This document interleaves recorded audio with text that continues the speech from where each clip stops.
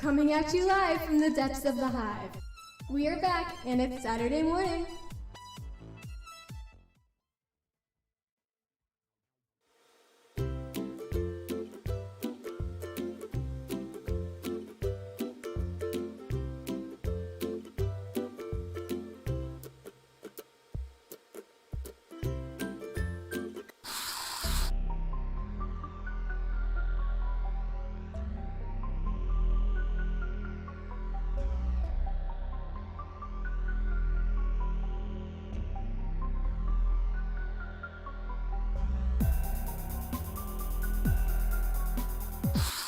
Using us as slave labor.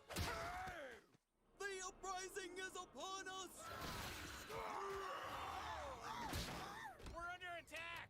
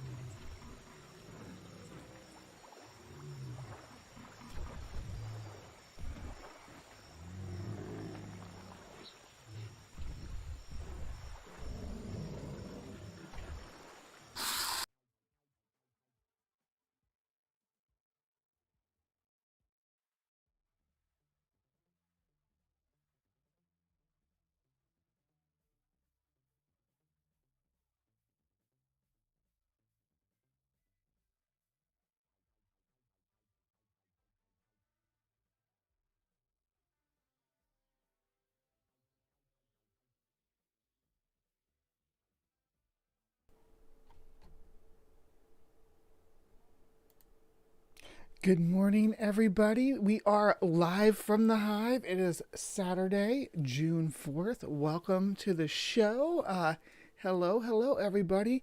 I'll have to go through and do it one at a time, but I'm going to go through and close out Today in Science because I did not get that updated. Oh my gosh, I forgot. I got everything all wild this week because there was so much to do with the channel name change that there's some things, the weekly things that I normally do that I just flaked on, and I'm sorry. One of those was Today in Science, which has been running overhead since April, every Saturday when we have a show talking about what we have going on in science today. But I guess this week we're going to be lacking that, and I do apologize. You can go to the official website for Today in Science where I get that information and have that provided to you as well. So, but unfortunately, it won't be running overhead today. Also, as Sandy in the live chat could let everybody know, when I scheduled the stream, I accidentally put 9 instead of 9:30, so there was a half an hour where it was waiting for Bree, where it was waiting for Hive Science. So I apologize for that. 9:30 is the regular time slot that I schedule this show on. So if I'm not on that, if the schedule is not on that time slot for Live from the Hive, it's probably because I messed it up and put the time in wrong. So I apologize. I apologize to Sandy and Ring. We're both here bright and early. Thank you guys for being here. Ring rolling initiative before 9 a.m. We got basically here, or basically 411. Good morning. What's up, Greg Hartwick, John Hudson. We have Deep Arcs. We have Cosmic Kyle. So, Dr. Mordecai. Hello, everybody. Good to see you. Good to see you all.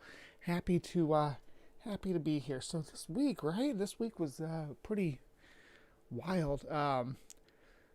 And there's a lot going on in the world that we just that we've been just in the last 7 days since the last time we met. First and foremost, of course, is we are officially no longer the Brain Bug YouTube channel. Brain Bug is put to rest. They say the Spider-Man cover, Brain Bug no more. I am no longer going by that moniker.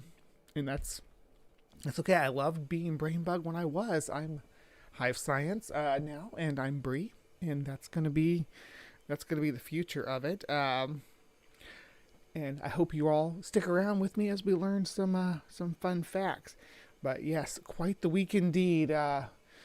Between Elon Musk, Johnny Depp, Amber Heard. The topics have been on abortion. The topics have been on gun rights. We've had school shootings. We've had job cuts at Tesla and all this wild stuff. And today on Live from the Hive, with all that going on in the world, we're going to talk about none of it, because that's not what people come here for. You're not coming here for a news report from me. You don't want my opinions on Johnny Depp and Amber Heard. You don't. And why would you come to animals? I guess basically an animal science channel. I mean, I'm a science channel, but yeah, to talk about that crap. So no, I'm not going to unload that stuff on you. If you want my opinions on that stuff, follow me on Twitter. Though I regularly engage about it. But on my show, on Live from the Hive, we talk about fun stuff. Well, usually fun stuff. Some of it's sad though. It's like that poor vegan lion last week. If you missed the show about the vegan lion, was that last week?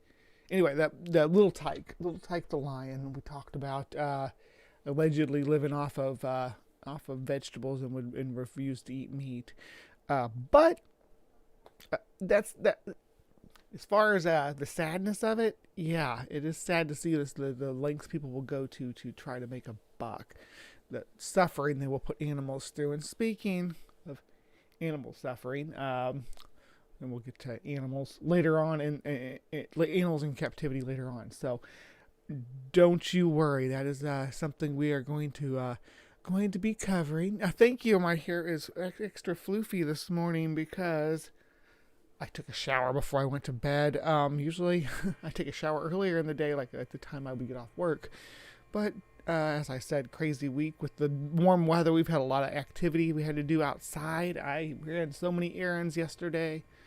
It was not a joke, and I'm talking big errands like going and picking up furniture and things like that. It's been an exhausting week, so I hadn't had much time to get anything done. But I was able to, while out driving around, listen to some of my favorite old podcasts. And this is going to get me canceled because I actually listened to one of my favorite interviews of all time. And you guys are going to, I swear you guys are going to cancel me for this, is Dan Aykroyd on the Joe Rogan Experience. And I'm sorry, I don't like Joe Rogan Experience at all. I think he's a dangerous idiot. But when Dan Aykroyd came on the Joe Rogan Experience, well, yeah, you know what? Let's dive into CryptoCorner a little bit early so we can talk about that. Here we are. Okay, so I got to listen to this interview with Dan Aykroyd, Joe Rogan, talking about crystal skulls. Okay, so crystal skulls are a fun topic to dive into, and just listening to someone talk about it all passionately like that, maybe want to explore the history. Now, I know crystal skulls, I think, well, actually, I think they're pretty well all debunked now, but there's still one that's pushed as real. Still one that they're promoting as the authentic Mesoamerican, pre-Columbian contact crystal skull. And we will get to that in just a moment. But first, I want to just dabble into what a crystal skull is and how they impact the woo community, I guess. So a crystal skull, they're human-shaped. They're supposed to be human-shaped skulls. Some of them are artistically structured and sculpted, and some of them are to the best attempts as you can with the material at hand, realistically sculpted. Obviously, a lot smoother than human bone would actually be. because they're quartz. Most of them are quartz. Like I would say 90% of them, but there's hundreds of them. Okay, hundreds of them out there in the world that are all claimed to be authentic Mesoamerican crystal skulls from this ancient Aztec or Mayan. I don't think they ever claimed to be Olmec or Inca, but the Inca are another group that have artifacts that people try to tout as having woo-woo power, but not in this case. The crystal skulls are, for the most part, associated with the Aztec or the Mayan empires, both of which were their culture and everything was pretty well wiped out by the start of the definitely by the start of the 19th century when these artifacts started to appear on the scene. So they're, generally speaking, some legends are different. Some legends have that they were seeded around the world. And I'm using weasel words on purpose because that's the way that this is always presented. As some legends say, we'll talk about that. Don't worry. That they were seeded around the world, but for the most part, crystal skulls are alleged to be pre-Columbian. Let's see here. There are a few that are absolutely famous, that are in big museums, and we'll talk about. We're going to talk about 4 individual skulls. The fourth one we're really going to dive into because it's got a lot of history to it. But so when you're talking about crystal skulls, it's hard to say where to start because it's kind of during the early 1800s into the early 1900s. So this long period of time, there was a influx of the great white explorers into the South American and, to a lesser extent, Central American regions, tropical regions where these cultures once thrived, to basically to pillage and grave rob. I mean, let's be frank about it. In the name of archaeology, and they'd bring them back to their big fancy museums in London and New York and Paris, and be touted as heroes who have discovered a artifact from a lost civilization, not taking into account at all that the lost civilization was only wiped out a couple hundred years before that by the white people, and the jungle the jungle takes things back pretty quick. When a city is built in the middle of a rainforest, or just in a area that's that's beneficial for rainforest, that the rainforest would thrive in, it will take that city back quickly, and just maybe a little over a decade. A city in the jungle can be completely hidden by foliage, but they decided that these Mayan and Aztec artifacts were ancient from lost civilizations that had supernatural powers in a mystical priesthood that used, among other things, crystal skulls to perform their magic.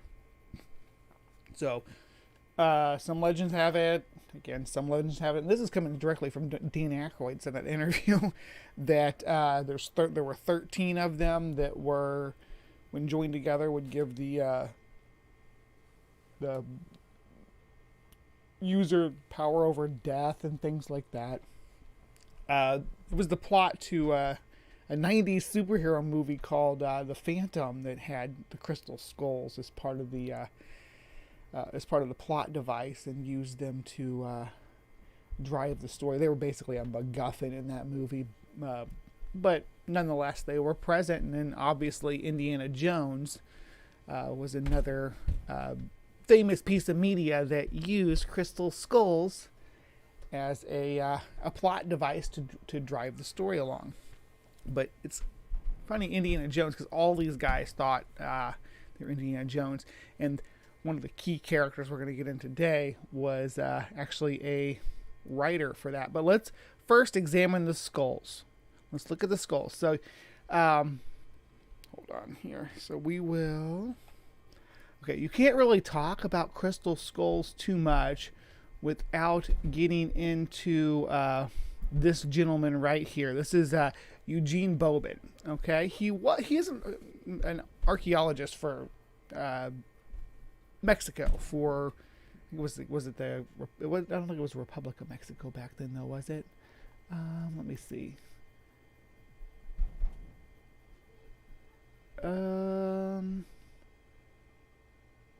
No, Emperor. It was the Empire of Mexico back then. Maximilian the First was the monarch that he worked for, but he wasn't. He was a archaeologist. He was the antiquarian, I guess, and he was commissioned by Napoleon III. So he's not like necessarily a woo-woo figure. But he is tangled up in this web of crystal skull history. So back to this is what they call the British Museum skull.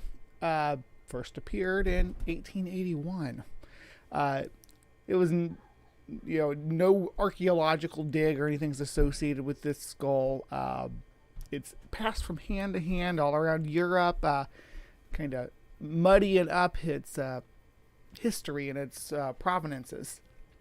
So it's hard to say where it originated at, but for the most part, we know, based on research done throughout the 20th and into the 21st century on the sculpting of this skull, that it's probably from somewhere in the 19th century, and it was likely made in this German village. So we know pretty well where it came from and how it was made. Okay, so and then follow up to the British Museum skull is what they call the Paris skull. The Paris skull, also associated with Eugene Bobin. Pretty small. It actually was a skull that was included with two other ones, but this one's the largest of those, and it's only 10 centimeters, and there's 4 inches or so. But this one is also pretty well known to have been created in modern times, based on the way that we through SEM analysis. That's like a scanning with the electron microscope. It's really looking in on it. They know how it was tooled, and that method, the earliest use of that method was like in the 1740s. So there's no way that the ancient civilizations of Mesoamerica would have the ability to do such. So we know that this is also a modern, I don't say it's a forgery, but I mean, touting it as a authentic artifact it would be forging it. But I mean, there is some craftsmanship there for sure. And then we have the jumbo Smithsonian skull, which is huge and also completely man-made.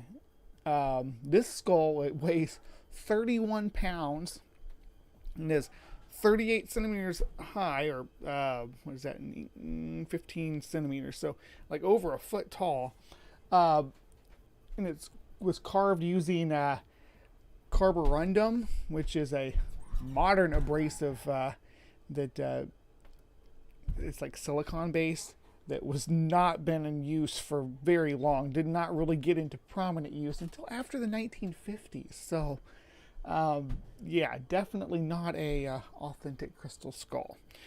Okay, so there are a lot of other ones that have different names and origin stories and pedigrees, but they aren't nearly as well known as these three that are in major museums around the world.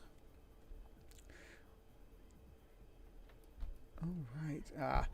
Before I move on too much, I'm going to pop out here and just have a look at what's going on in the side chat here. Anti-bullying. Okay. Crystal skulls are hand-carved crystal skulls because there's no such thing as magic. Absolutely no such thing as magic. But you're going to have that challenged today, Scapegoat. You're going to have that assertion challenged. Are these skulls magical? We'll find out. Good morning, Scott Duke.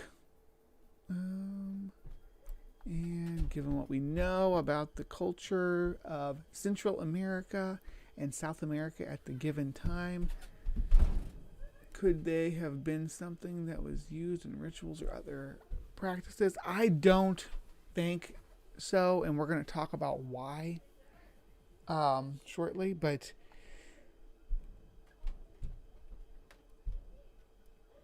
yeah, it was during a turbulent time in Mexico that this stuff was going on.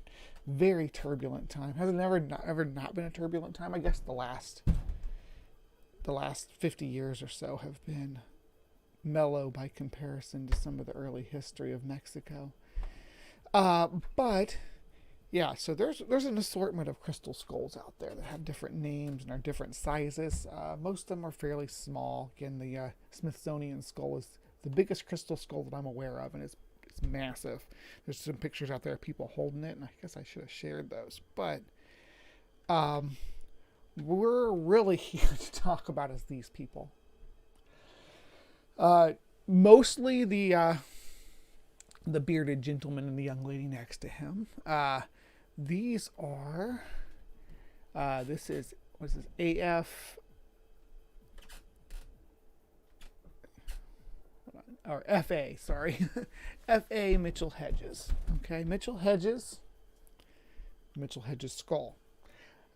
These folks were amateur archaeologists, but more than anything, our gentleman with the big pipe here was a writer. He was a adventure writer, so very good at spinning a yarn.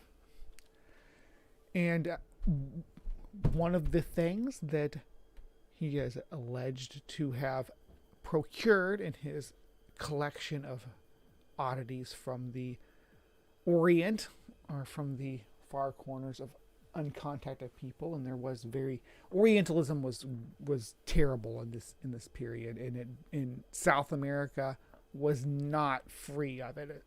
Again, it was like they had tapped out Africa and India and needed someplace new to exploit. And North America, it was pretty well conquered at the time, but maybe a little bit of Mexico was still open to be claimed, but South America was run by brown people, and they can't manage their artifacts. They need white people to come in and dig through their ruins and pull them out and take them back to Europe and back to North America, because that's where they need to be. They need to be safe where white people can take care of them. It's important for white people to be able to do that. That was the idea back then, that we were preserving them, saving the savages from themselves. This notion that the only way that they could be safe was in our, again, European culture, Western society, whatever you want to call it, was in our locked down archives. So exploring these ruins was just a favorite pastime of rich British and American, Parisian, any European culture really. These rich aristocratic people with their old money would go on these safaris when they'd hire a team of locals to take them out to ruins, and they'd poke around with their shovels and steal stuff. depending on how much they paid the people carrying the stuff, they'd steal huge things. They could steal statues and masonry and just wreaked havoc. I know that Egypt was definitely where they were the worst about doing stuff like this, but yeah, some of the Mayan temples were just as bad. They were just as bad with their invasiveness. But I digress.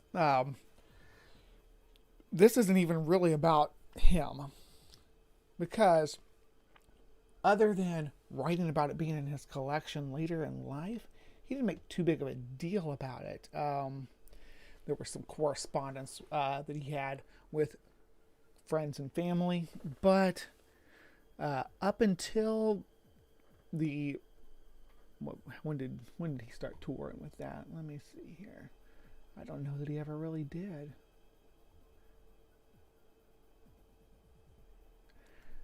When it really got out of hand was when this gentleman passed away and the skull went into the hands of his daughter. You'll remember her from the earlier slide, the young lady here sitting in the middle, because suddenly the origins of the story, since her dad had passed away, most of the people, if not all of the people at this time, had passed away, and this crystal skull was passed down to the hands of Anna Mitchell Hedges. And this is where we get wild. Okay, so Anna tells a tale of this crystal skull, how it was under an altar, and she saw the light glitter off of it as the sun shined through the cracks. She ran back and told the diggers that there was a person with a flashlight down there somewhere underneath the ruins.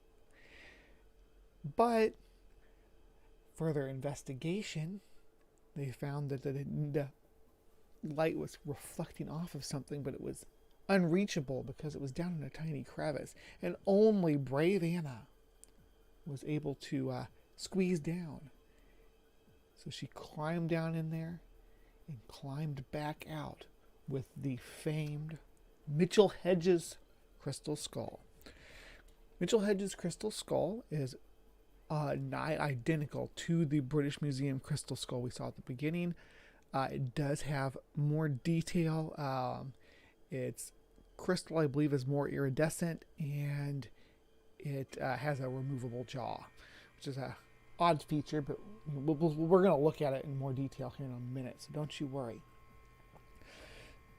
So she went on tour with this thing. She had books written about it. She paid authors to write about it and tell this tale of her finding this crystal skull in her youth. Like in 1924 is when she claimed this happened, when they were on that dig. Now, F.A. Mitchell Hedges did go on a dig in 1924, but there was no record of Anna being with him, and no record of the skull being found. As a matter of fact, there's not much record of the skull before 1943.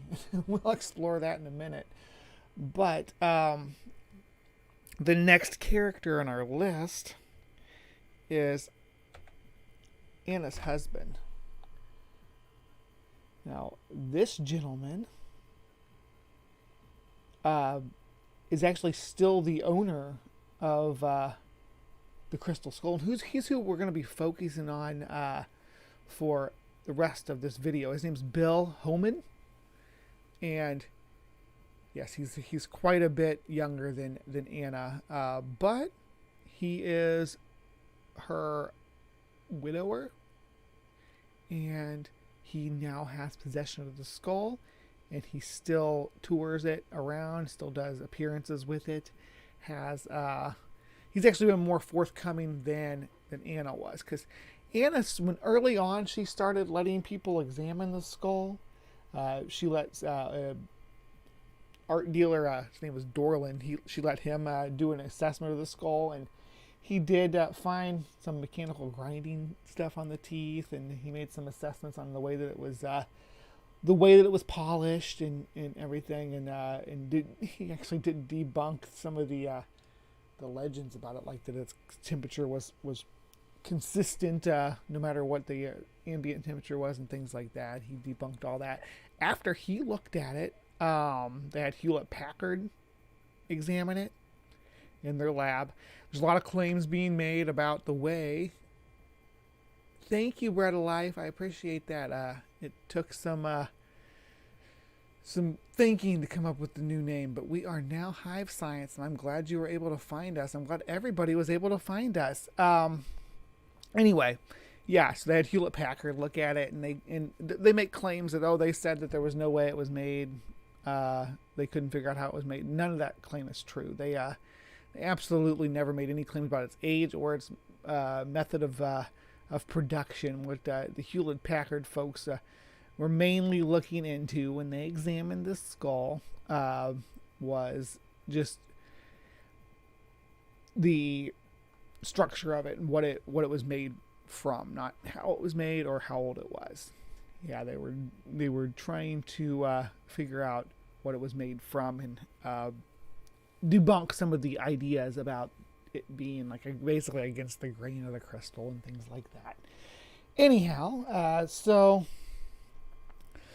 that brings us up to date, I believe. Yes, that brings us up to date. So now it's time to, let me see here. We are going to watch some recent video here of somebody. Hold on here, just a moment. This is from, where's the date? Where is the date? This is September 2021, so not too long ago. And get off the screen, crystal skull. It is cursed. It's cursed. I can't get it go away. Oh, there, it's gone. It's gone. That was really close, guys. Okay, so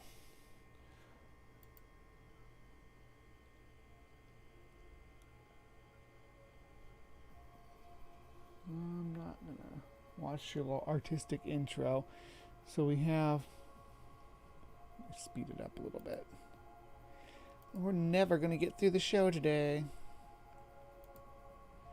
So this is Bill Holman right here. And he's got the crystal skull in his bag, I believe.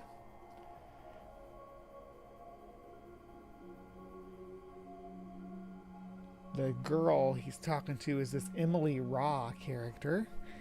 We will look into her just a little bit in a moment. But there's the skull. It's the top half of the skull.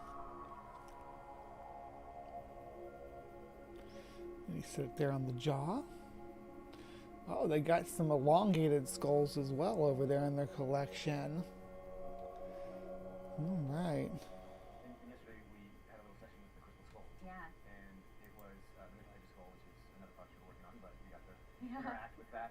What seems to be an archetype. You know, it's telling a story where we're developing or going deeper into certain archetypes with the skull as a representation or a tool that we can use to go into those deeper into those archetypes. What did the skull tell you? Now, buckle in. Buckle in. We are about to go full on woo woo woo with this girl. She's going to use a lot of buzzwords, so try to keep up. Oh, so the symbolism of the skull is very deep. It often can be a frightening symbol to people, being a symbol of death, because we see people after something has died. But it's also a symbol of our inherent crystalline nature, the very core essence of who we are. Remember your inherent crystalline nature. We have an inherent crystalline nature. Are beyond the surface. Skulls also represent ancestors. You know, they're that which has been, that is still preserved for us to learn from. So for my personal relationship with the skull, it has to do with the herald of an ending and a new beginning. It also has to do with a reflection of myself and who I am as a crystalline being, and seeing the skull that lives in me. To be clear, I'm not sure what she means by... Turn up the volume on the video, yeah. I'm not sure what she means by crystalline being. But yeah, let's see. My impermanence, but also my Oh. nature, my own crystalline nature that's preserved over a long time. So for me, that's what it represents. For me, as well as crystal skulls, particularly as a symbol of a gift, a record that's been left by our ancient ancestors to support us through the transition that we're experiencing on Earth today. Is that better? It represents to me a gift from those ancient or other dimensional ancestors. It's like confirmation or an affirmation that we're supported. Yeah, but it's different for everyone. Let me know if that's better for you out there in the side chat. So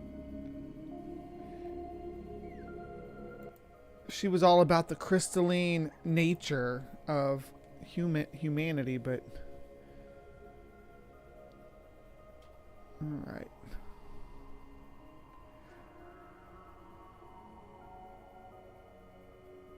What are we gonna do now?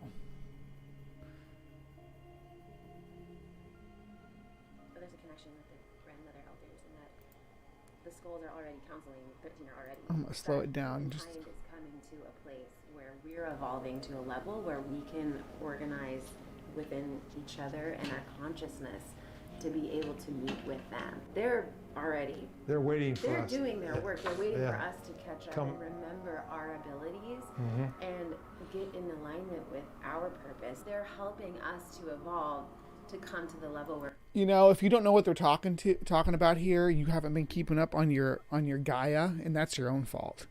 If you don't, because you all ever watch like Gaia videos? Maybe I should do a riff on one of those at some point. Would you all like to see Bree do an assessment of a Gaia video? Let me know.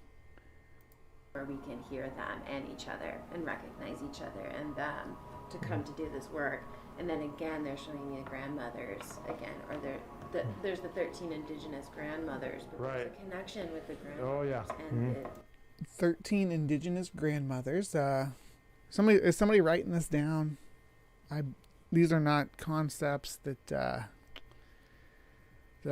I think are at least these aren't concepts that were associated with the Maya or the Aztec cultures in any way, shape, or form that I'm aware of. As a matter of fact, the skull symbolism was a European import and was not really a big symbol used in Mesoamerican art. And the skulls too, yeah. Yes, and they want to talk about They wanna- sacred feminine. They're showing me again crone grandmother to move beyond goddesses like love and sexuality and this. It's more the deep wisdom of the earth, Yep. and the ways of nature and cycles and time. Again, and so that was a really key part. And then when you were speaking of your connection, they were looking at me and saying how much you are both such a gentle-hearted person and clear-intentioned person and a warrior, and that the skulls require both that work. Hey, Bill has the same Apple Watch as me. Yay, Apple Watch buddies.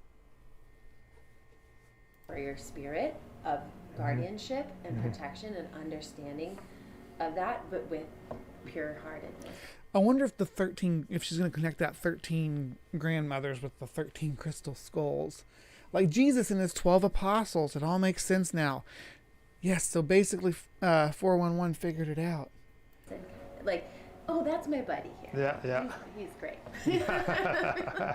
Yeah. So this is essentially is watching one her way, give like a But then when they were in the reading. darkness and they're We're going to take just a moment to look at who this young lady is, because she's certainly got a lot to say, doesn't she? This Emily Ross. So let's just take a moment to look into her, because she has her own website, and we're going to explore that a bit, just for a moment.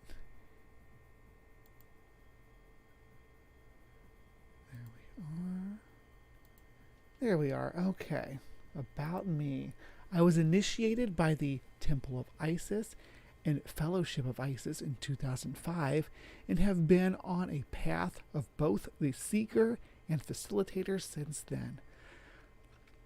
I studied transpersonal psychology at the College of the Redwoods in Northern California, as well as magic, witchcraft, religion, world mythology, and ecological sciences. I grew up in the San Francisco Bay Area and have always had a precocious and wild spirit that has been called to the mysteries and to the muse. I'm an artist, and I'm learning through this quest called life. I've been a nomadic merchant and spent years curating beautiful artwork, jewelry, and herbal medicines. I've dedicated my life to the study of dreams, both waking and in sleep, and am committed to creating safe containers for dream work to flow through. I believe that there are treasures that one can find along the way, and I know without a doubt that these gifts found in the other worlds are meant to be shared with others here. I've interpreted thousands of dreams, led hundreds of rituals, given thousands of readings, and have experienced countless visions that have supported and validated others in my community. I hold precious my soulmate clients and friends. I don't know if that's supposed to be soulmate clients and friends. There may be a comma that's missing. This work as an oracle and medicine person feels purposeful. I'm also a musician, a hip hopa, and I love fusion belly dance and drinking tea. While I feel fairly self-aware, it is one's greatest challenge to explain who we really are to another. This itself is the work that I am called to do the most, to explore together who we are and why we are here. Okay, so that's who she is, and that's who she wants us to understand that she is. So I'm not going to push the envelope on that. I'm just going to let that be what she tells us about herself. She's a New Ager, believes in a lot of metaphysical interactions and spirits and stuff like that. So she is using a lot of that terminology, and we basically are forced to try to decipher it here.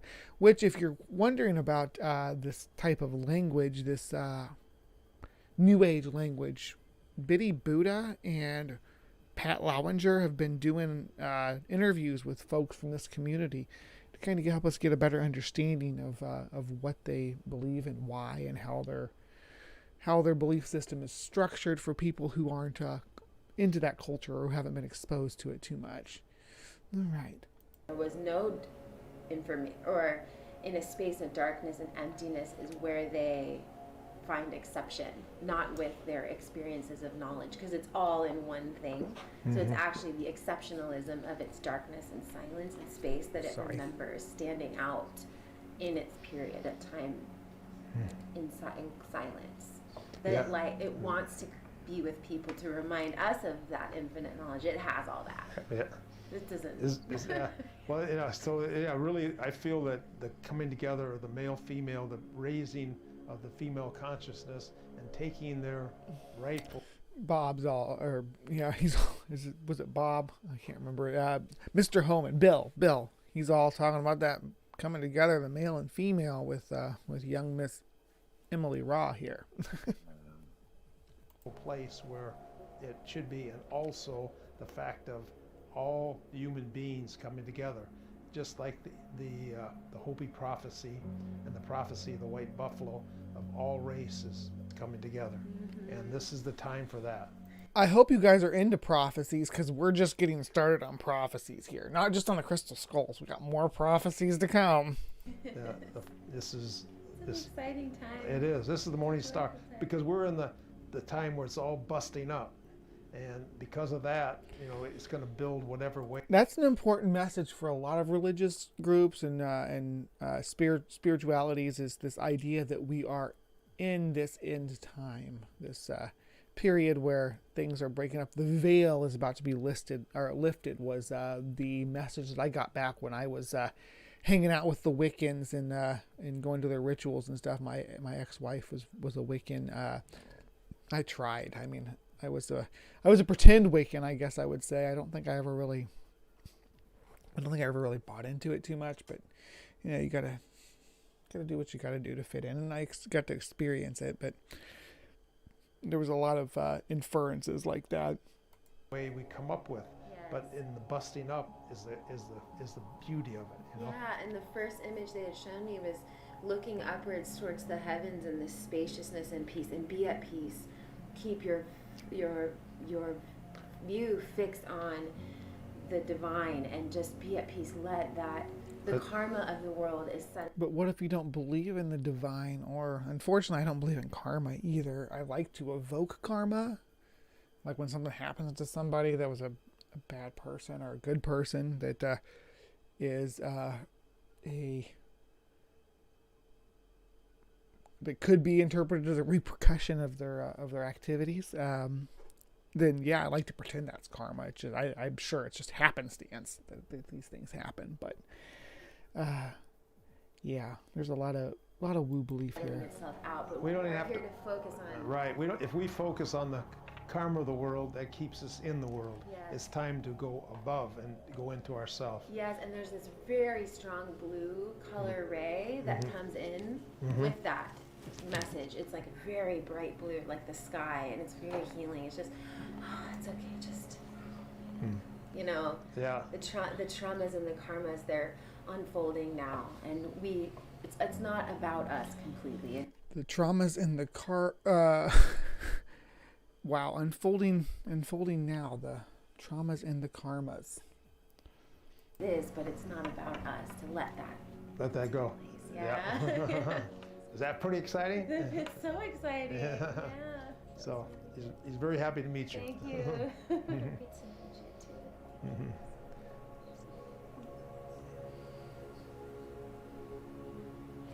Yeah. All right. Was I So set? Yeah. Yeah. that was Emily Raw meeting the Mitchell Hedges skull. So undoubtedly, the Mitchell Hedges skull is still being promoted as a legitimate artifact, a legitimate pre-Columbian artifact, as a matter of fact. And the fact that people are still touting it as that is a problem, because when it comes to crystal skulls, specifically the Mitchell Hedges crystal skull, the origins of it are actually documented.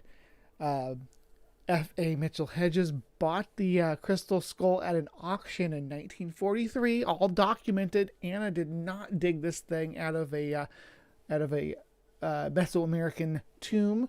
It was purchased, and it has its links back to our old friend Mr. Bobin. And yeah, it's well documented how F.A. Mitchell Hedges came into possession of it, and he never really claimed too much more about it, other than that. I mean, he did claim things about it being magical and whatnot, but he did not make any claims about finding it or anything. He never deceived anybody. But yeah, the person who owned it before has documents of, their name was Sidney Burney. Yeah, this is not a unknown provenance for this particular artifact. I guess by now it would be considered an artifact, but more of like a Victorian artifact than a Mesoamerican one. So that was our dive into crystal skulls. I hope it was entertaining, at least a little bit. We went a little bit out there. We got a little bit deep into the woods with the New Age scene, but that's kind of what you ask for when you're dealing with crystal skulls. So the next item on our menu, before I do that, thank you for joining me if you're here on Friday for Cryptic Corner. We appreciate your views, and please remember to be kind and take care. All right. So, I need to get better at doing my transitions so that the editing gets a little bit easier because editing takes forever. Anyway, we are going to be moving into Creation Watch. So, I don't know if any of the rest of you all do this. I like to kind of torture myself. And I go out sometimes and I'll watch Kent Hovind do live streams. Not just as whack an atheist and things like that, but just whatever he's up to. Sometimes I'll just pop in there and watch it, because it can be, at the very least, it can be good for a laugh. And this last week was no exception. I popped in for this stream, and again, he's talking Dr. Kent Hovind, one, God made male and female, and what happens 2 seconds after you die. But we're not even talking about any of that on this show. We're not going to, we're not actually going to dive into any of those. What we are going to do is we are going to just look at what he's pulling up here. And I'm not going to make a huge portion of this dedicated to this stream, because there's really not much more to it than just what he has going on in the background. So just pay attention here. So the rapture is the catching away of the Christians. There's all the verses in my chart about that. Then there's the sun. He's talking about his chart. That's what we're here to talk about. Sun and the moon go dark. That's the key. That's called the day of Christ. Very different than the day of the Lord. Be sure to get a King James, and because they screw them up bad in the other versions. So, here we go. This is what I saw. He pulled up this timeline chart of prophecies of, I guess since it's in the future, this is how Kent sees the post-rapture world. But I messaged him. I'm like, Dr. Dino. No, I didn't say Dr. Dino. I just said at Kent Hovind official in the side chat. I said, this chart's super interesting. Where can I see it in full? And he directed me to his, and there's more to the chart than this. This is just a little portion of it. He has a whole huge chart. This is the one that was like, whoa, I have to dive into that and really get a look at it.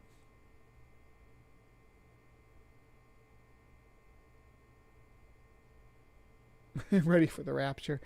All right, so this is the chart that I was interested in, and this is the one that I messaged him in his chat about.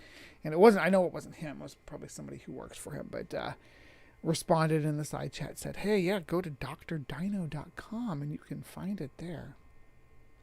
So, being a good girl, I followed those instructions and I went out to drdino.com. That's where we are right here. This is their homepage. Like a gallery that flashes up here. Not bad photography. And I do like the landscape of Dinosaur Adventureland, I'm not going to lie. I like being out in the country where you can see the stars. Like, that's gorgeous. And they got some cool climbing stuff. I don't know if it's up to regulations or what kind of inspection schedule it has.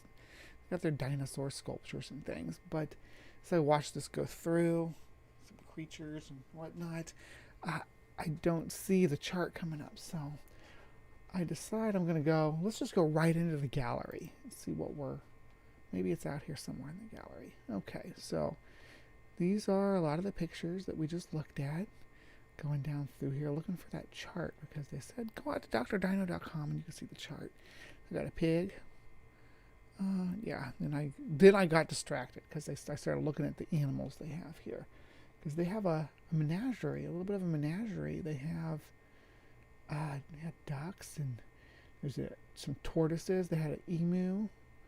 I love tortoises. Duh, right? I have 2 tortoises. Where we have 2 tortoises. I guess they're not mine, but so I love tortoises. They're not the same species here. I think this is a Texas tortoise. I might be wrong, but I think this is a Texas tortoise, which means they'll get pretty big. But this one looks like a little baby. Yeah, but anyway, scrolling down through here, and some bunnies and some cows. Now, I remember seeing something that popped up in my feed on Twitter not too long ago of some of the other cows at Dinosaur Adventureland, and they looked like they'd been through a Holocaust. So please make sure your animals are well fed. Please, I mean, if your cows look like skeletons, they're not healthy. I digress. Then the gallery ends. There's nothing, no chart. I'm like, what the heck? He told me to go to the chart. Where is the chart? There's nothing up here that says chart. Maybe it's in the mission statement. So we go to the mission statement. Just their Dinosaur Adventureland mission statement. Oh, and we got Bugbot out there stinging people. I heard him. Yeah. So nothing, no charts or anything out here. Surely it wouldn't be in donate. Events is just going to be their calendar, right? Just what they have going on in their calendar. Nothing out there. Where could it be? And then I noticed shop. No. He wouldn't be charging people to see this chart, would he?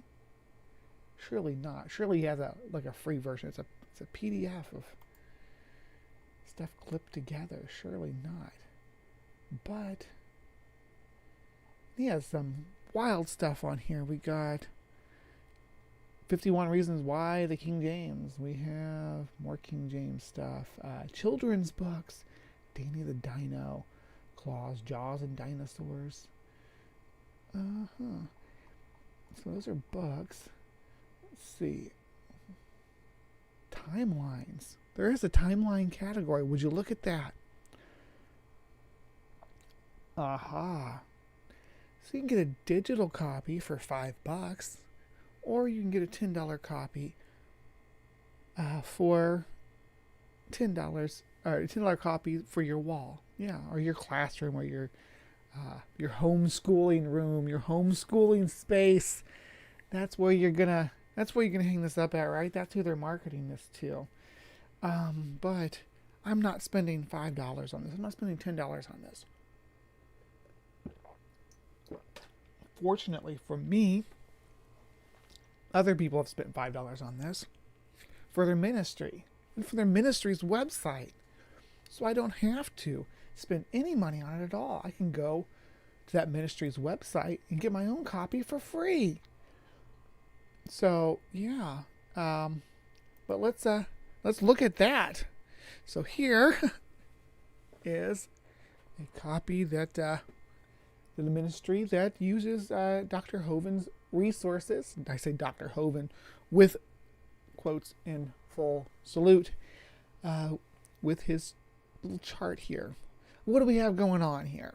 Now, obviously, this one's very, very small, and you're not going to read it, but we can break down some of the basic layout here. The bottom, we have basically a world history from creation to tribulation, I guess, the days of the Lord.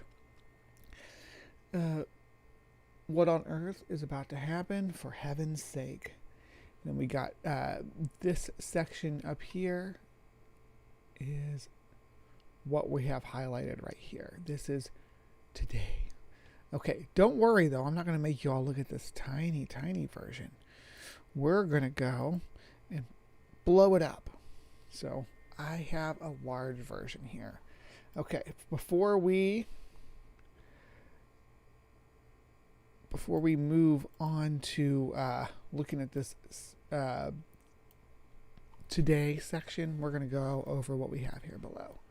All right, so we have our biblical timeline: Adam, Noah, Abraham, Moses. We have the flood there.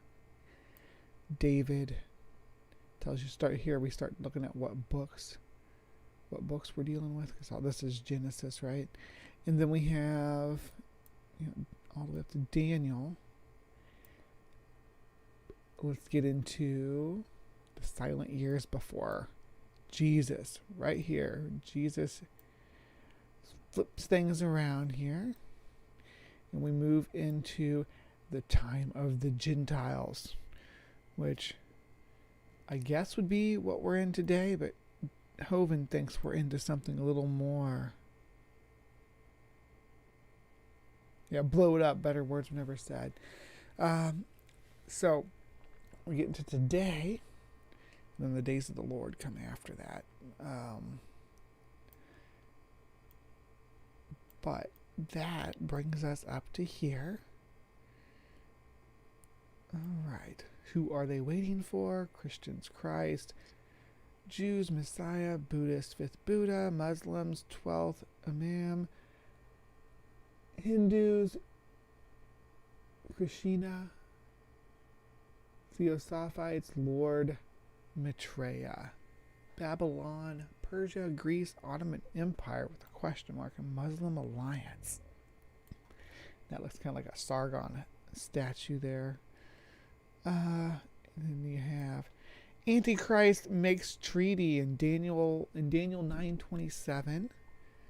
The Great Falling. I guess this is all supposed to be stuff that happens in the future. Time of Jacob's trouble, Great Tribulation. Antichrist breaks treaty. The 70th week of Daniel. So this is the prophecies in Daniel, if you're familiar with those. I'm going to pull that up here in a second as well, but let me see if I got a quote of it. 70 weeks are decreed for your people and your holy city, to finish the transgression, to put an end to sin, and to atone for inequity, to bring in everlasting righteousness, to seal both vision and prophet, and to anoint a most holy place. Know therefore and understand, from the time that the world went out to restore and rebuild Jerusalem until the time of an anointed prince, there shall be 7 weeks, and for 62 weeks it shall be built again with streets and moats, but in a troubled time. After 62 weeks, an anointed one shall be cut off and shall have nothing, and the troops of the prince who is to come shall destroy the city and the sanctuary. Its end shall come with a flood, and to the end there shall be war.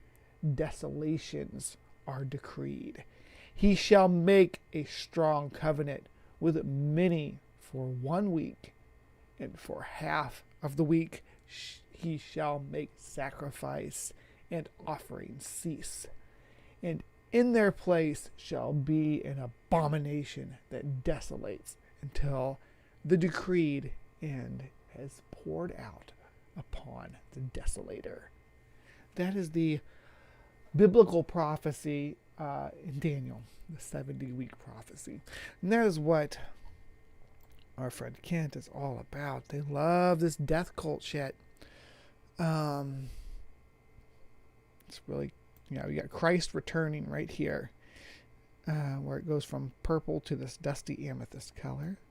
And you got your battle Armageddon, Satan in the pit,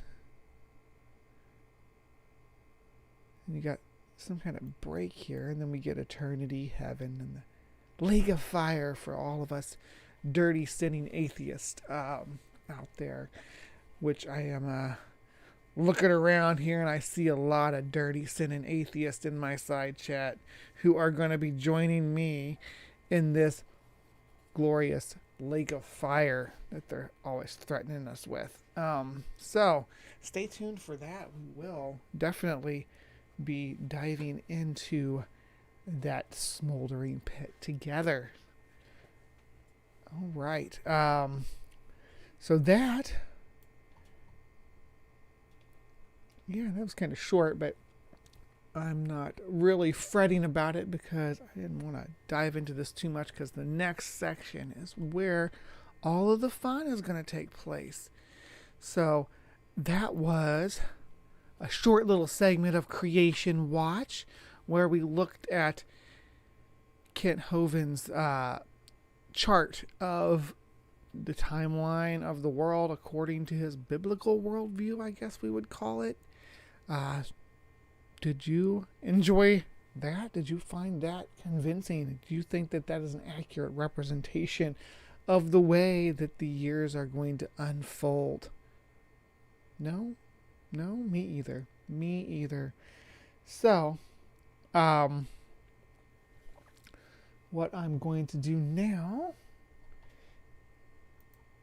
is close this section out. So thank you for joining me for Creation Watch and our visit again to Dinosaur Adventureland, where we discovered that no image on offered by Kent Hove. And I wonder if he charges for images from his gallery to be used. Anyhow, what they charge for his timelines and charts that he has for sale. Because when you ask for a copy of it, that's where they send you to go buy one. They don't say, "Oh, I'll send it to you so you can look at it." If Bugbot stings itself, does it die? I hope not. I need Bugbot to help manage my channel. I can't do all the shilling while I'm live. But yeah, and we also looked a little bit into Kent Hovind's Daniel prophecies. The next thing that I want to look at is Hive Science, and this will wrap up the show. I'm actually trying to see if I can't whittle it down a little bit, because I'm going to go into my Discord after show and invite everybody who's a member of the Discord in to participate. So yeah, that'll be happening right after this section here. So, Bugbot is stinging out there. All right, so this is a story about little brain bug. I guess I was brain bug back then. Little Bree. When I was a child, I remember seeing this image so clear of this tortoise. It's a reconstruction, of course, because this was a tortoise that could not be alive today. Because if it was alive, I would have known about it, because I was like into all the animals. And if this monster had lived in my time, I would have known about it. I would have seen pictures of it. I would have had books about it, because it was such a weird creature. But we are going to be looking at this bizarre organism. I remember seeing this reconstruction of a tortoise, but it had tusk or fangs. So clear in my mind. I remember seeing it. I remember the shell. I know it was a tortoise, damn it. I know it was a tortoise. I told my brother about it because we had all the same books growing up. We thumbed through them together. No, he doesn't remember any tortoise with fangs. And one of the distinctive qualities of a tortoise is they don't have teeth, and it's of a turtle in general, of a testuidine, which is turtles, tortoises, and people like say, "Oh, that's a." You go to the zoo or whatever, and you say, "Oh, that's a cute turtle," and you're in the tortoise, and you're looking at the tortoises. Someone comes over and corrects you. That's a tortoise, not a turtle. You can take a deep breath and say, tortoises are in the clade testuidine, an order of reptiles known as testuidines. Testuidine is the scientific name for turtle. So, tortoises are a type of turtle. Just like sea turtles are a type of turtle. So it's okay. It's okay to call a tortoise a turtle. It's not always okay to call any turtle a tortoise, though, because tortoises are nested inside of turtles. Yes, this tortoise has fangs, but I photoshopped this to show you the image that was inside my head. And I looked and looked all over the place. No fanged tortoises. I found lots of fanged other things. Okay. Why are you not doing the slide? My slideshow is broken. Hold on.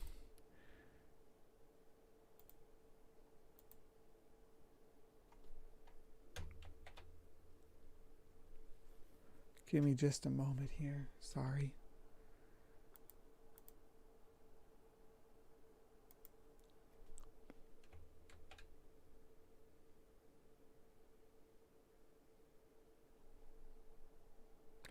I guess it's not going to work.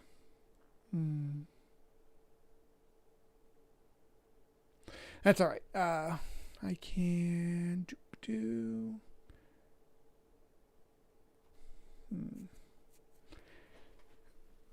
I think I used the wrong template for that. So, man, first episode of Hive Science are going to be full of bugs. Sorry. We will. I'll just go on with this image up here. It's fine. This does punctuate just fine what I'm talking about. So I've done lots of organisms that have weird select representatives that do have fangs where the rest of them normally don't. Musk deer are bovids with fangs. Musk deer are not deer. They're actually closely related to... Let me see if I can do that at least. Pull up some of these different organisms. Maybe we'll do it that way. I hate to just have it popping up on Chrome like that, but... So, yeah, musk deer have fangs. We have hyrax. These weird little guys have fangs. Tusk. These are actually close related to elephants. So these are, the same genes that allow elephants to grow their big tusk. Of course, we all know boars have tusk, elephants have tusk, walruses have tusk. Tusk are a pretty normal feature in a lot of mammals. Not so much in reptiles, though. Not so much in diapsids. And yes, turtles. There was a speculation early on that turtles were going to be this other group called anapsids, which did exist a long time ago, but have no surviving relatives. But it came to find out that the turtles are diapsids. They're just fused. So they're well within diapsids now. Diapsids could loosely be used to say these are reptiles, but also includes birds and archosaurs and lepidosaurs. So depends on how you want to use it. And if you want to use, I use it as reptile as a synonym for diapsids. So if you hear me say reptile, I mean diapsids. I mean birds and snakes and lizards. Anything that's a diapsid is going to be a reptile to me. And then we're therapsids. We are actually synapsids. We are a group called therapsids in the middle of it. But I'm getting on a tangent here. Tortoises and turtles are synapsids. And you don't see too many Tuscan synapsids. There are some exceptions. There's the esteemed boar croc, if anybody's familiar with this monstrosity of an animal. This was a crocodile with huge protruding tusk and fangs. Looked something like this in life. Very, very much like a boar. So, not unheard of, but you cannot find. You cannot find a turtle with fangs. You can check out the inside of a leatherback sea turtle's mouth, which is frickin' wicked. Look at that. You wouldn't want to stick your hand in there. You can see their razor-tipped beaks in some of these predatory turtles here that are ready to chomp down on whatever they're munching on. But no teeth, because turtles don't have teeth. They're beaked, and they have very powerful beaks. Some of the most powerful beaks in the animal kingdom belong to members of the testuodine, like these alligator snapping turtle here with its sheer cutting edge that could snip your finger right off if you got to get in its grip. But no fangs. No fangs, just maybe serrated edges to the inner side of the beak. But no teeth. Nothing that could be even close to it. To tusk. Right? Nothing. Nothing at all. However, I distinctly remember. So I'm like, maybe it was a tortoise. It was specifically a tortoise.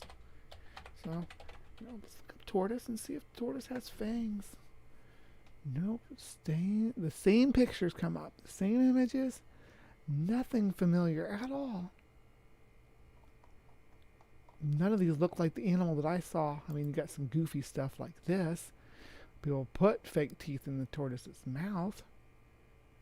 But no real teeth at all. Maybe it wasn't fang. Maybe they had them listed as tusks. So are they tusk? Tortoise with tusk. No, that's why I had to make my own image of a tortoise with tusk. Hey, Gur. Good to see ya. I had to create my own image of a tortoise with tusk because you can't find one. You can't find a turtle with tusk either. Look, turtle with tusk.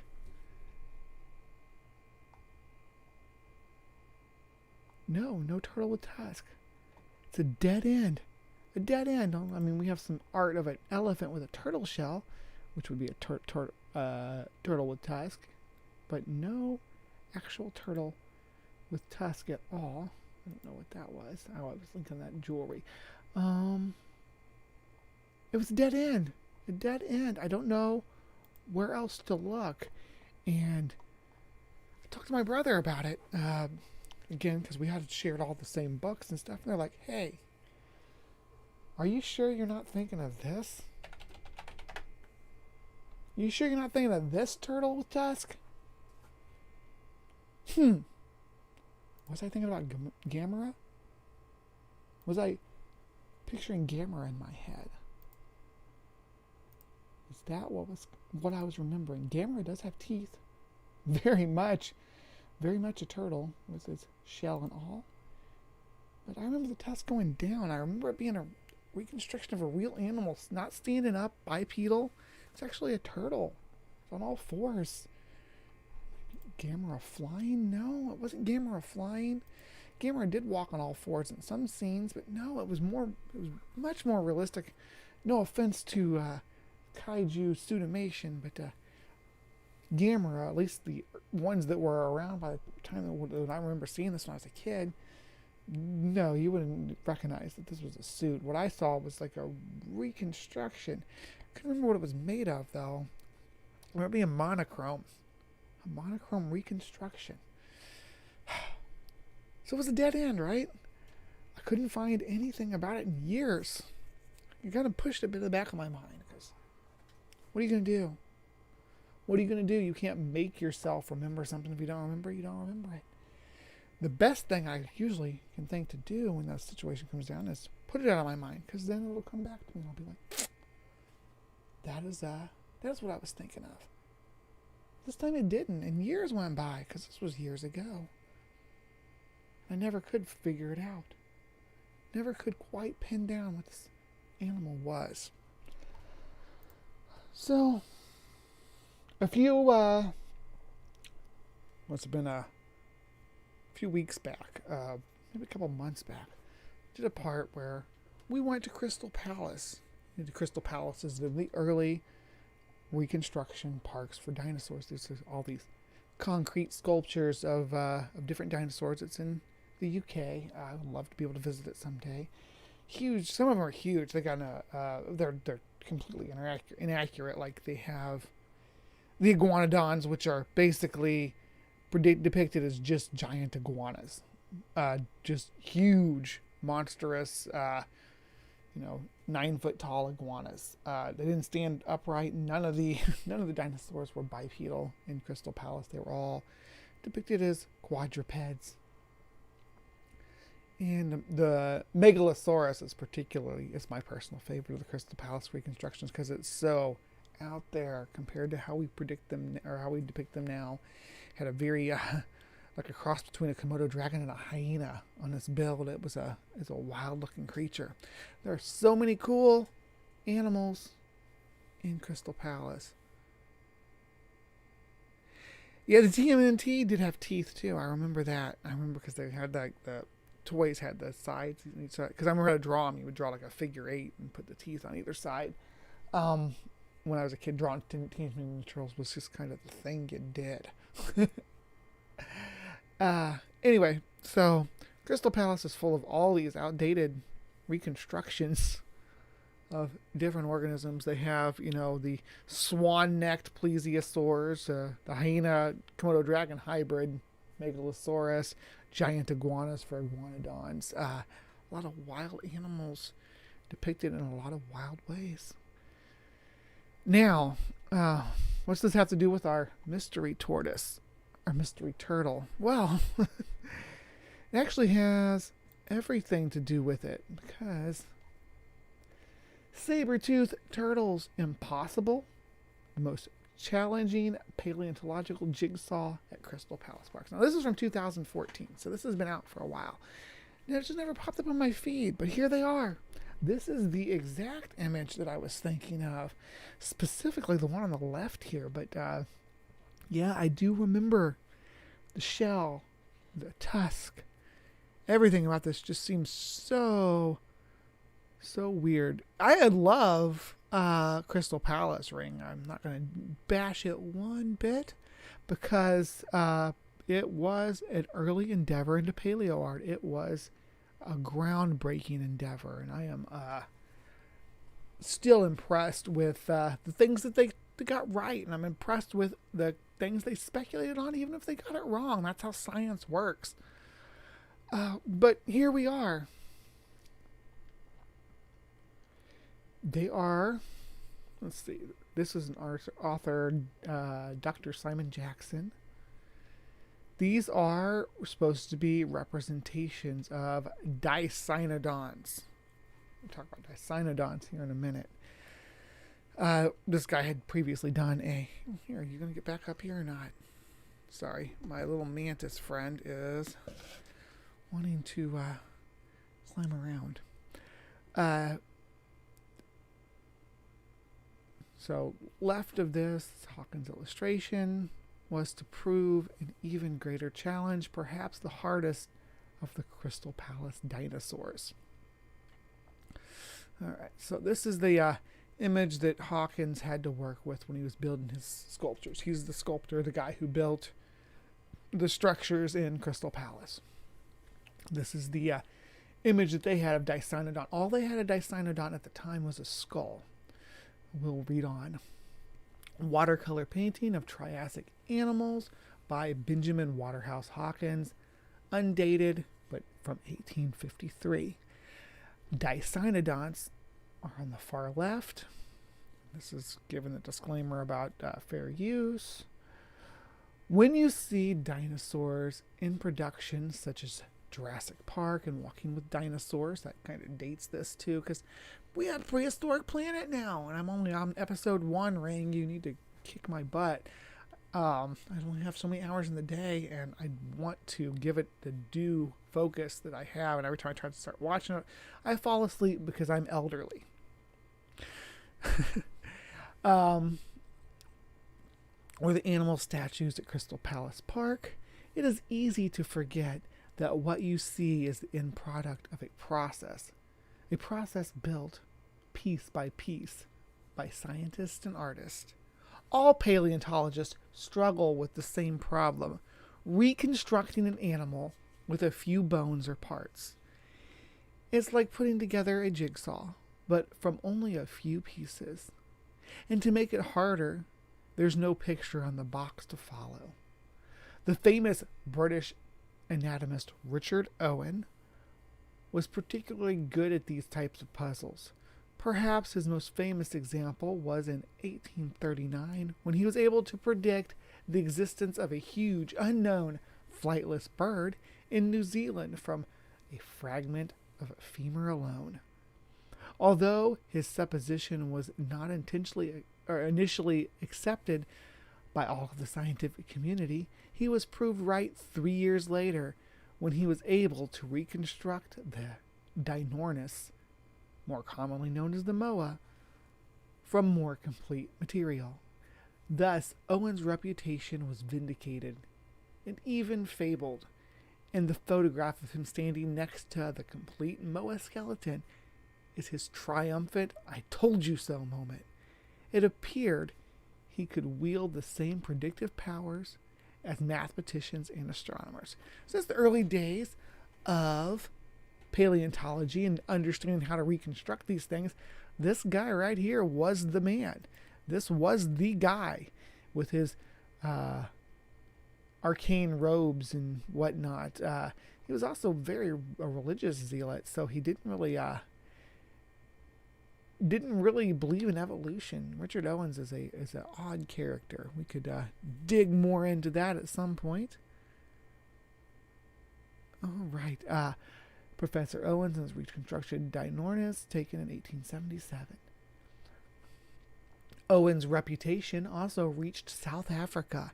In 1844, whilst constructing military roads in the Cape of Good Hope, Mr. Andrew Geeds Bain, road engineer and geologist, had discovered some highly unusual skulls. Curious to find out exactly what they were, he transmitted the material to the Zoological Society of London, the Geological Society of London, with a request that Owen would undertake their description. Of course, Owen eagerly accepted the challenge. This was another opportunity for him to apply his puzzle-solving skills. Another chance to describe a new type of animal. However, he could not have anticipated the strange animal he was about to uncover. The strange character, which struck Owen with a sharp pointed tusk projecting from the skull, obvious feature which formed the basis of Bain's initial name for them, bidentals. These tusks he compared to those of a walrus, borrowed, as it were, from the mammalian class.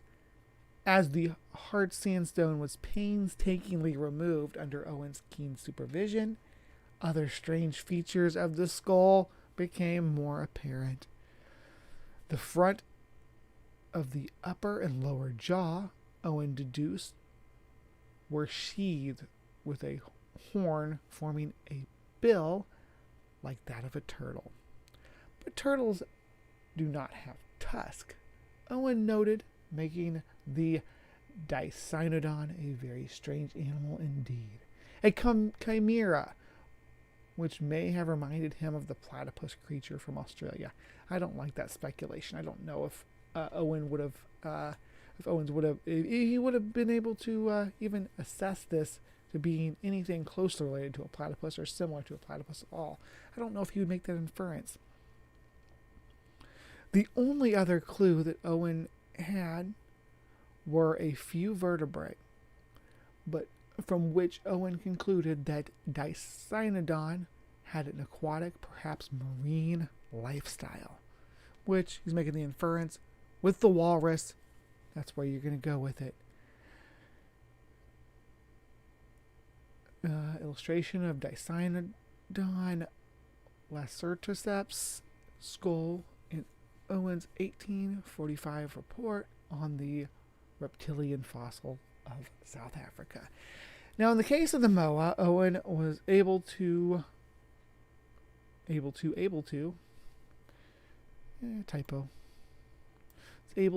reconstruct the animal from just one fragment, using the technique of functional correlation to determine that a particular kind of bird, upper leg bone, was associated with a particular kind of lower leg bone, and so on until the entire animal was built.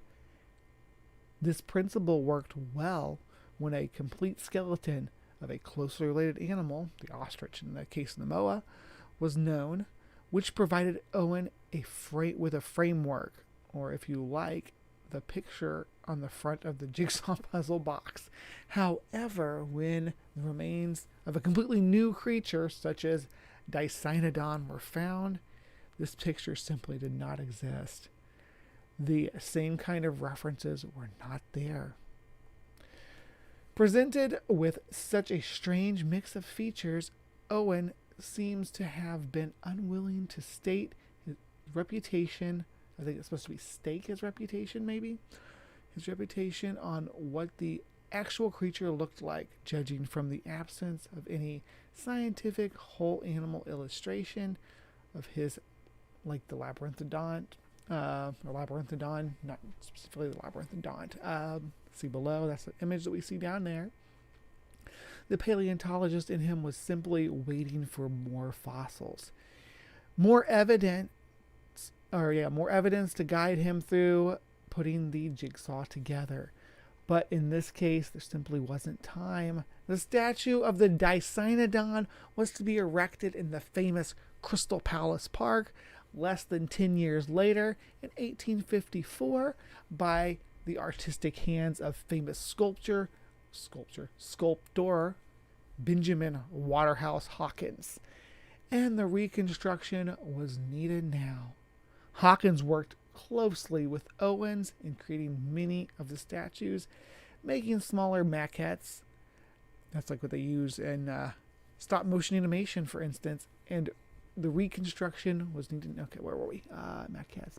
Okay, of some animals to seek Owens' scientific approval before scaling them up to create the finished statues. However, as far as we know, and we would like to be proved wrong, there is no such miniature model of Dicynodon. This raises the question: what kind of conversation, if any, was taking place between sculptor and scientific consultant on this particular project? Was Hawkins on his own with the Dicynodon reconstruction? We know from studying Hawkins' illustrations he held in the Natural History Museum Pictures Library archives that Hawkins illustrated the Dicynodon with the head emerging above the horizon. So clearly Hawkins did not know how to illustrate the rest of the body. Well, we see it back here peeking over the edge. That was the plan, just to have the head poking up. Benjamin Waterhouse Hawkins sketch, restoration of animals. Yeah, that's just citation for the picture. But in order to breathe life into the extinct animal and to fit the missing pieces of the jigsaw puzzle, Hawkins would have to edge further into the dark of the speculation zone, even if Owen was not prepared to. Now, Hawkins, too, was a scientist, or at least was a student of scientific work of Owen and the famed anatomist Baron Georges Cuvier. Could he also apply the same logical principles that served Owen so well in reconstructing the Moa? If the head of the Dicynodon animal was like that of a turtle with a beak, then should not the body also be like that of a turtle with a shell? And that is exactly what we see in the statues. 2 Dicynodon statues at Crystal Palace. This image right here is what haunted my childhood. Good morning, Purple.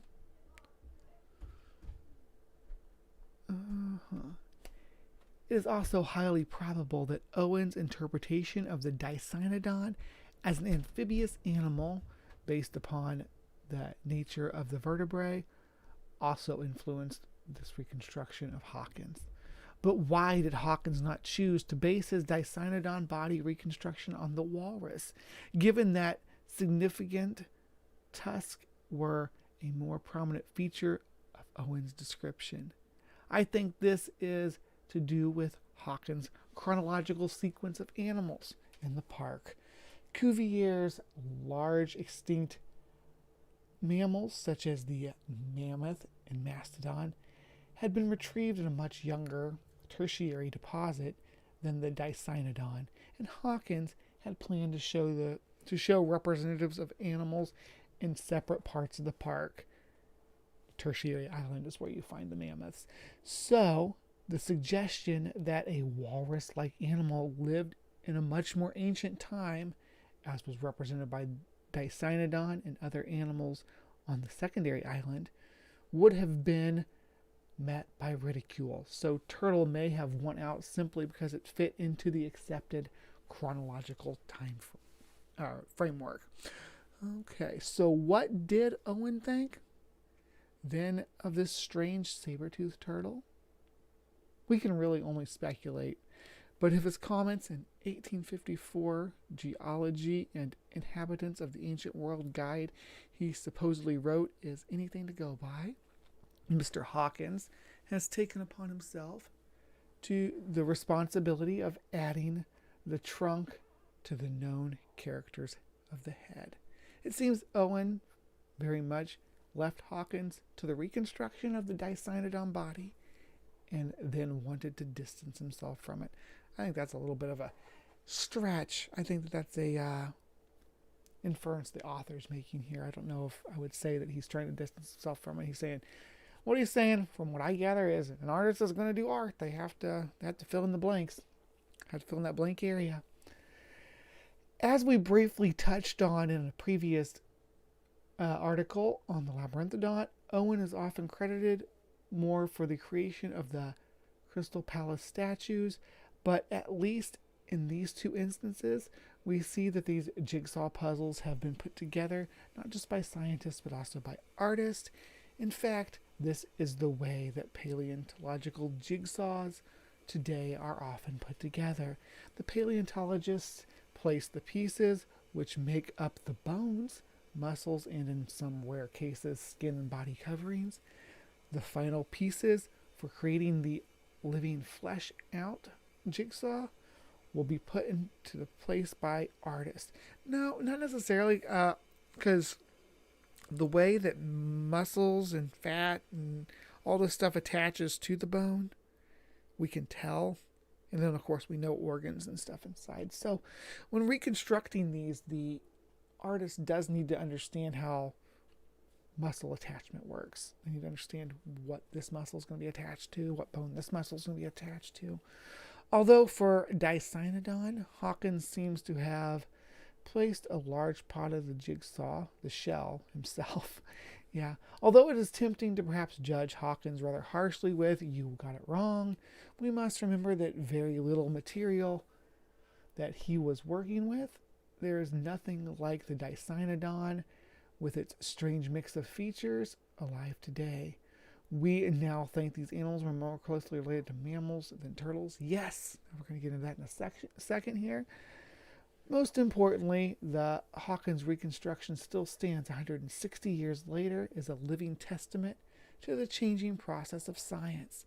Reconstructions change with new discoveries and theories, so we can go back and question older reconstructions or ideas critically. We can say we've got it less wrong now. Ideas like animals evolve too. The saber-toothed Dicynodon, a turtle no more. And these were weird-looking animals. They're still weird-looking by today's standard. Their features and morphology are strange and bizarre. And we had trouble figuring out how they were going to look when we reconstructed them. So yeah, it does still have, you can still see a little bit of why someone would think this was a turtle skull. Just the structure of it, the angles of it, the beak, I'm not shaming Hawkins for looking at this skull. This is what the artists have reconstructed based on the muscle attachments and such, that this is very much convergent with the way that a turtle skull is laid out. Turtles, again, have no femoral fenestra, but other than that, now some of these suckers got huge. Look at this one, Lysowicea. This thing is as big as an elephant, and even had a little tusk. It didn't have big tusks like an elephant. I wonder if it did. Maybe not. But these guys, they have had some places in pop culture, of course. Do they have a pop culture section on here? No, but these are a great example of a clade that we have a lot of bones for now, much more than we had at the time when Hawkins was doing his reconstruction. We have all these different species. We have, you know, entire skeletons is what we have here. Look at this, a whole skeleton with this little tusk, spinal column, hip bones. We know a bit more about them now. Fossilized skeletons of 2 adult male dictodon that crawled into an underground burrow and curled up together, probably to conserve heat during winter hibernation. This was the fossil discovery that was the Walking with Beast episode that had the dictodons in it. This is the fossil that was based on, and we were able to infer from this spinal structure and other features of this organism as well that this is a synapsid like ourselves. And as you can see right here, they are nested well within therapsids. Of course, in synapsids as well. Therapsids are an interesting clade that includes organisms like the gorgonopsid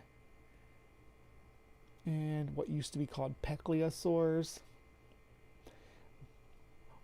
For a long time, this clade was called mammal-like reptiles because of their heterodont teeth. But now we know that they are close relatives. Yes, saber-toothed gopher is actually what the Dictodon depicted in the Walking with Beasts series showed. Or was that Walking with Dinosaurs? Was that season 1? No, it was. Anyway, yeah. These guys were prominent during the Permian as well. But yeah, this is what the animal actually turned out to be. But for years and years, I could not track down this origins of this saber-toothed turtle. And here we are.